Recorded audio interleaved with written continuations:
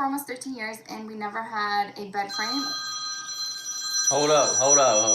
Hello?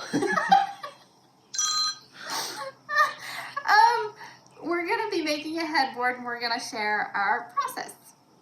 Yep. Hopefully it inspires you to make your own headboard. Okay. Let's get started. In this video, I'll be showing you how we made this fluted headboard. We started off with some plywood and 1x2s on the back of the plywood. Tony marked and measured, making sure the 1x2s were aligned on the center of the plywood. He then applied glue and secured them just a bit with a brad nailer. So we're doing the wood, not like this, but like this. It gives it a little bit more strength. It's harder to bend the wood this way than this way. So this gives it a little more beefaroni, and then you can eat beefaroni. Okay.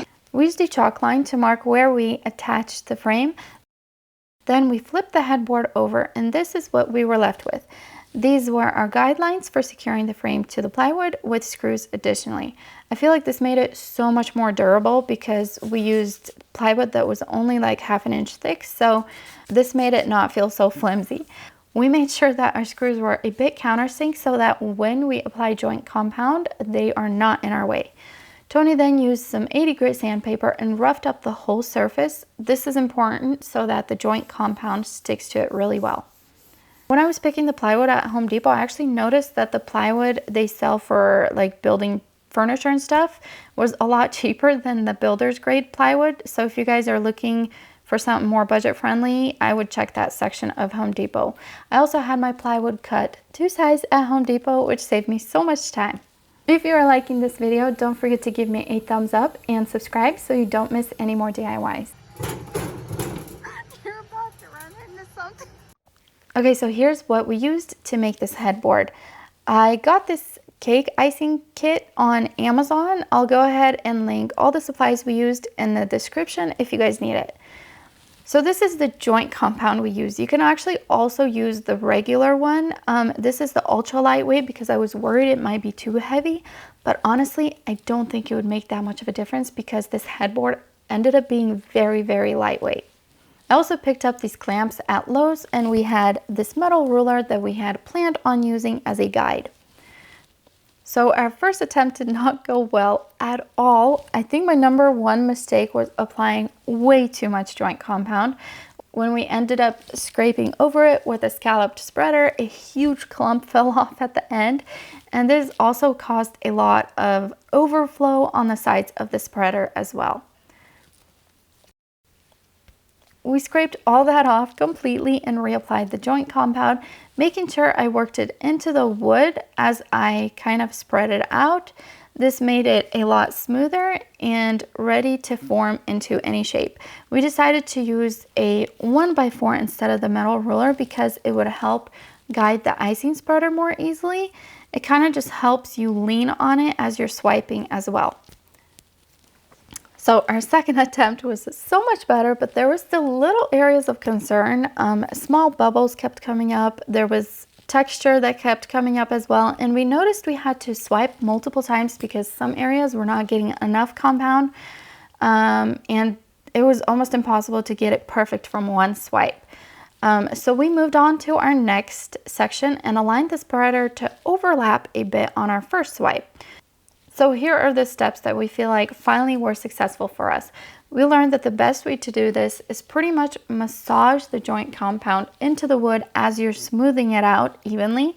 We made sure that the thickness of the joint compound was about 1/4 of an inch in thickness.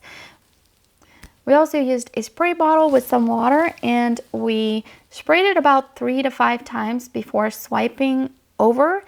And this eliminated a ton of the texture and got rid of all the like little bubbles that we were super concerned about. It also made the joint compound so much smoother.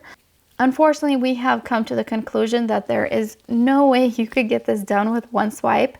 Every section took us between 5 to 10 swipes to get that perfect one.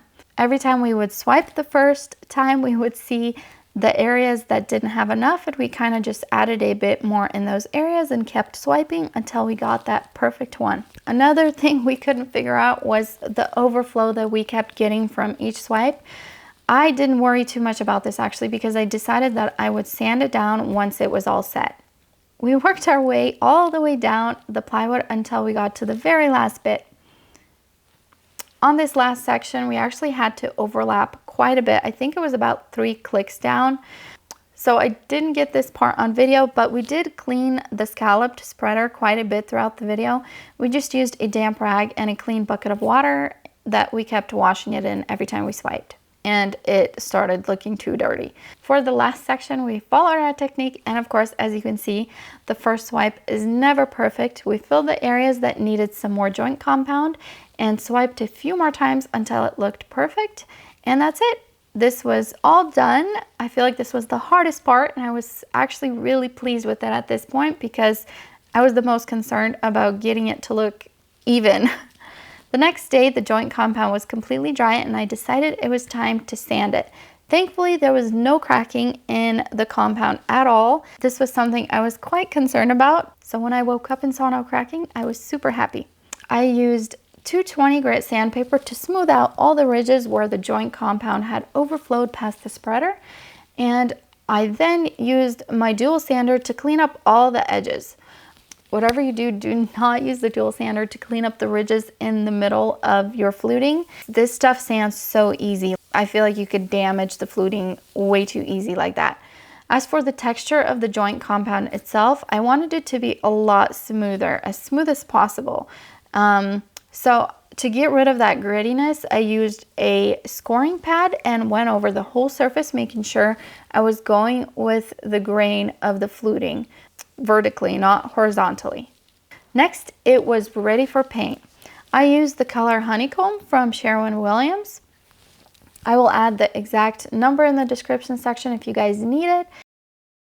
And I went ahead and applied it, making sure I also applied it vertically and not horizontally. It's important to apply it vertically because at the end when you're applying the wood stain, it will look more like wood this way. I actually ended up applying 2 coats of paint only because this helped eliminate the gritty texture even more from the joint compound. I feel like this second layer of paint is so important. I actually tested a small spot with just 1 coat of paint, and you could really see that grittiness from the joint compound coming through when you apply the stain. So 2 coats I think is vital.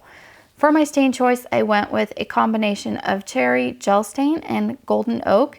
In a plastic cup, I added about 3 tablespoons of cherry gel stain and about 1 teaspoon of the golden oak. This doesn't have to be like the exact measurements, as long as you have thinned out the gel stain enough to where it's still thick but runny. It applies easier this way, and I actually did this because the gel stain on its own seemed to dry out way too fast for this application, so this helped kind of lengthen that drying time.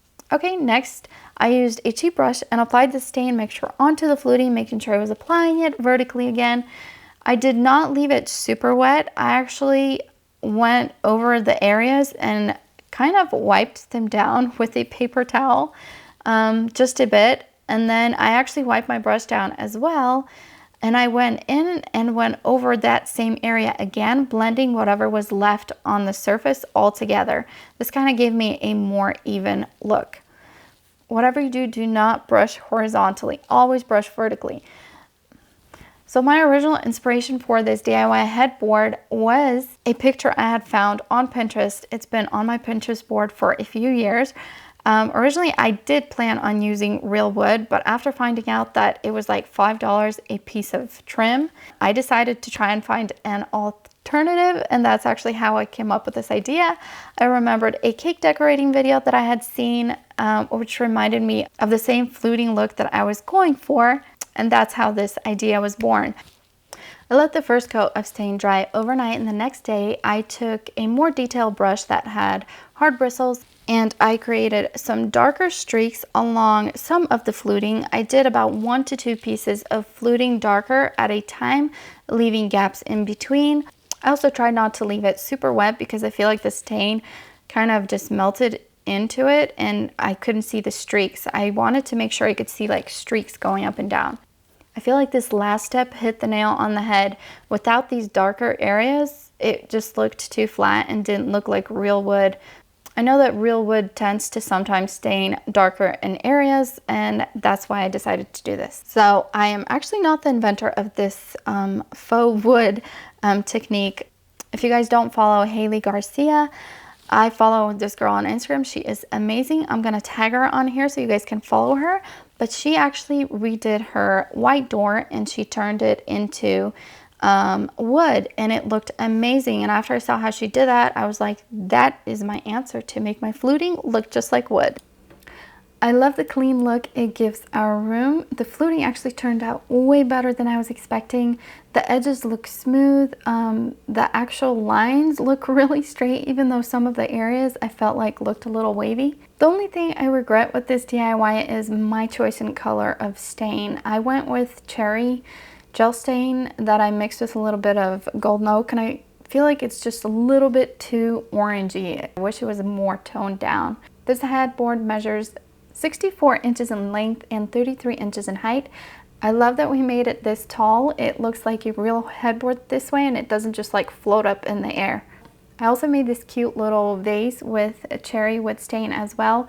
I bought the split wood balls on Amazon and just glued them to an old glass vase I had to match my headboard. I do think I need to invest into some neutral pillows, maybe some linen colored pillows. Because I noticed that the brown color pillows I have are a little bit too much and it clashes with the orange. Let me know what color stain you would use, or if you guys have any advice, I might just repaint it. Okay, I'll see y'all next time. Bye.